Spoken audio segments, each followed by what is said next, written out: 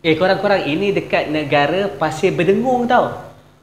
Aku tengok, ni lah negara Pasir Berdengung ni, aku tengok lah dia punya pemerintah dia solat jarak-jarak. Lepas tu, aku scroll, tengok anak dia pun solat jarak-jarak. Na'udzubillah min zalik. Boleh ke solat jarak-jarak ni? Disebabkan apa? Kau punya sejadah tu mahal. Disebabkan kau rasa sejadah ni milik korang seorang je.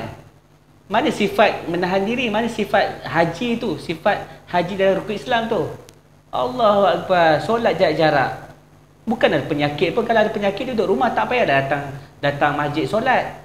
Apa punya negara Pasir Berdengung tu? Alhamdulillah kan Malaysia ni tak macam tu. Malaysia ni bagus, pemimpin ni dapat kan. Lepas tu mufti-mufti dia bagus-bagus kan? Semua taat pada perintah Allah. Keluarkan fatwa pun ikut ketakwaan masing-masing kan. Bagus kan? Bukan sebab duit. Alhamdulillah lah, Malaysia ni alhamdulillah terjamin. Tapi kat Pasir Berdengung tu macam-macam. Solat jarak-jarak kan? Lepas tu pakai apa? Pakai gelang apa tak? Gelang Zulian ke? Zulian emas. Tak tahulah, tiruan kot kan.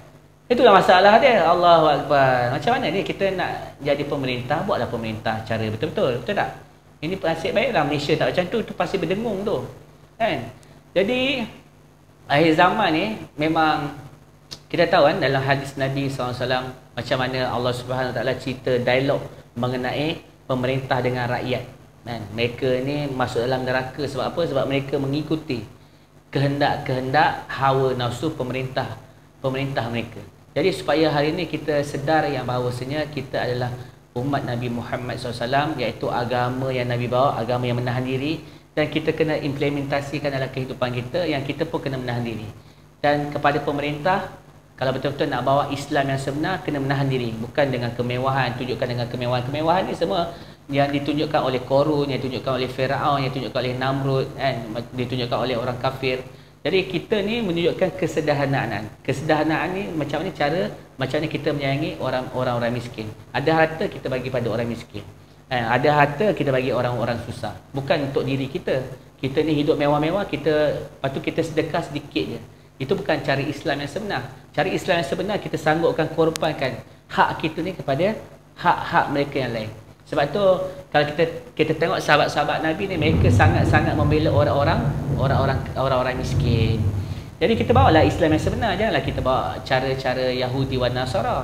Kan? Sebab mereka ni memang mereka ni nak bawakan syurga dunia ni kepada orang Islam.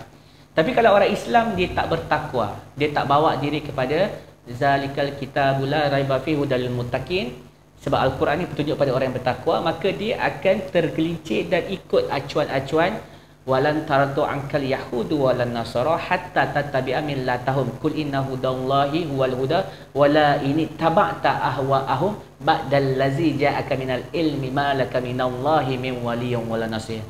Allah SWT beritahu mereka tak akan redos lagi Nabi Muhammad tu ataupun kita ni tak ikut agama mereka. Cara kehidupan, agama ni cara kehidupan. Tak ikut agama mereka. Tapi Allah SWT beritahu walaupun kita, contoh kita ikut hawa nafsu, kita berjoget-joget, masuk dalam TikTok, kita buka aurat, kita jadi perempuan, jadi modeling, wanita-wanita bersekedudukan dengan lelaki, campur lelaki wanita dekat tempat kerja. Maksudnya kita bawa hawa nafsu. Wala ini taba'ta ahwa'ahum. Allah beritahu, kau ikut saja hawa nafsu mereka, maksudnya kita dah masuk agama mereka. Maksud dia, dan Allah juga tak akan beri bantuan dan juga pertolongan.